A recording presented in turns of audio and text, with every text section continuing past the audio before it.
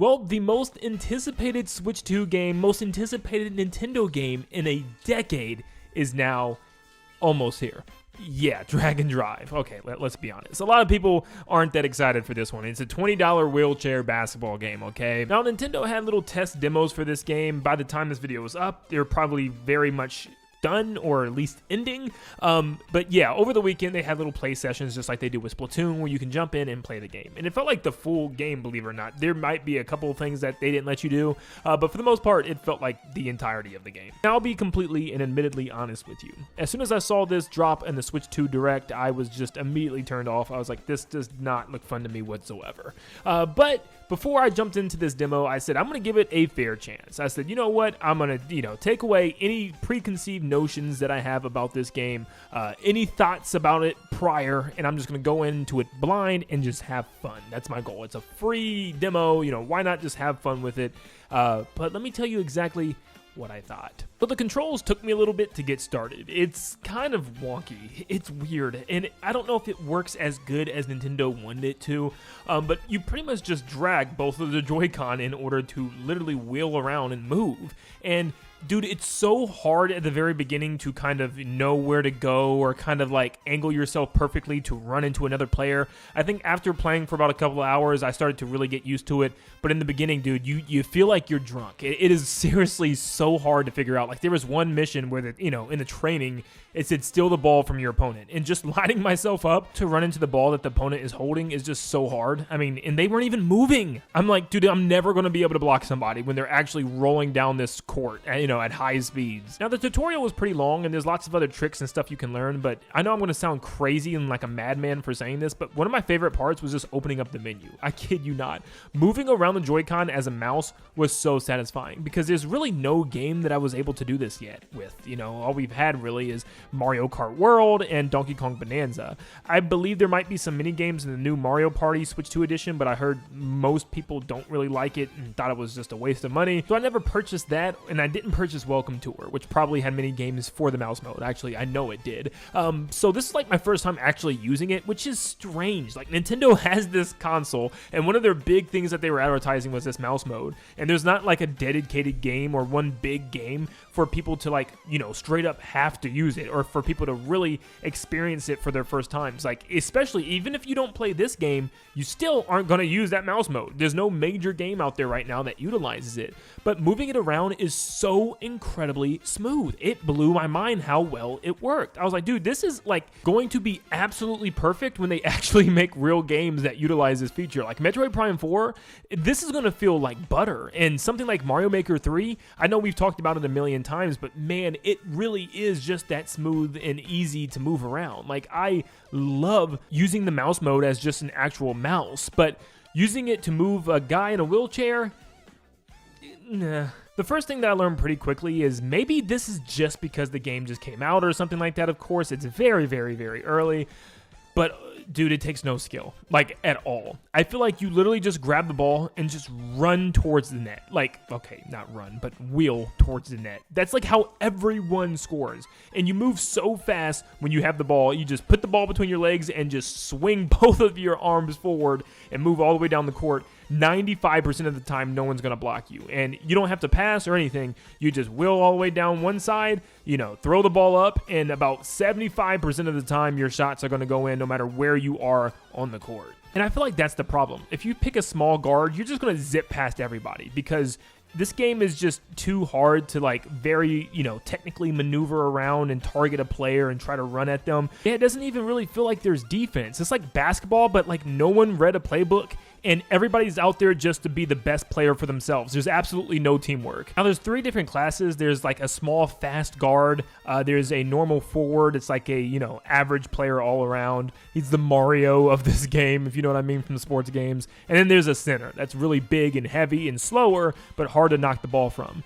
I feel like you pick any of the other 2 that's not the normal one, you're going to do great. The small one, you can actually just dash through the court to the other side before anyone can catch you. And the big one, no one's going to bump that ball out of your hands. So I just seen people literally just cherry picking on the other side of the court, sitting there at the 3-point line, lined up and just waiting for someone to throw them the ball down the court.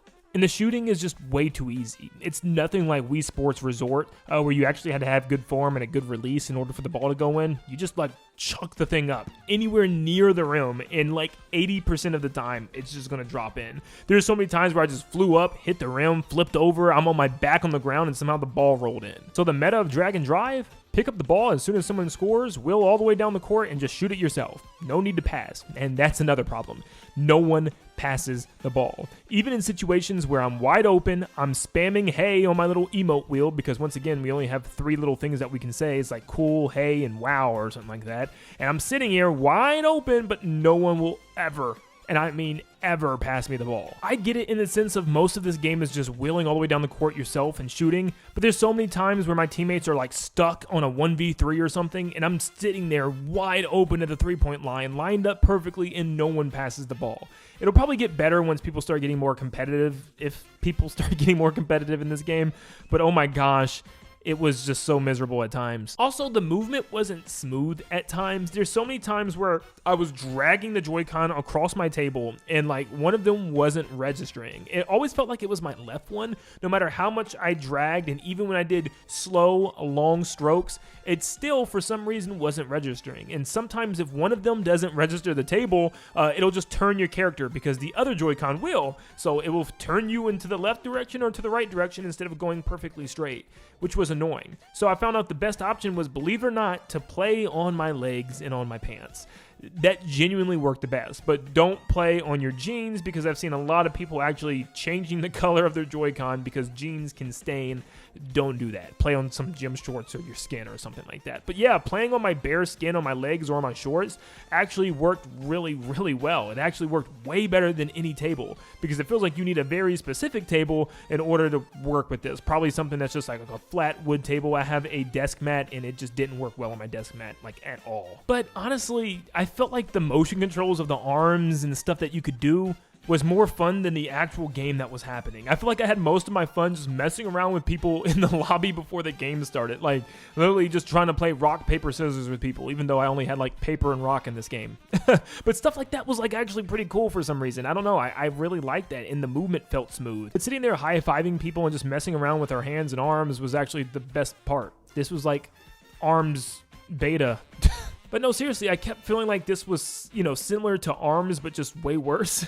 Like, think of ARMS, right? But imagine you had no original characters. It was a $20, very small game with one map, and you just punched each other. You could change the color of your character and their number or something like that, and that was it. Like, just a small little thing. There was no special abilities for the characters that you chose or anything like that. It was just very baseline punching, and that was about it. I don't mean this in any disrespect to people out there that actually do play wheelchair basketball, but I feel like in game form, it's just so limited. There's not much you can actually do, and even the trick system, like lifting one wheel, doesn't really do much in the grand scheme of things. It just makes me wish even more that we could have a Nintendo basketball game, like Mario Basketball, and there's like a motion control mode or something like that, where we can actually run, jump, and pass, and do tricks and stuff.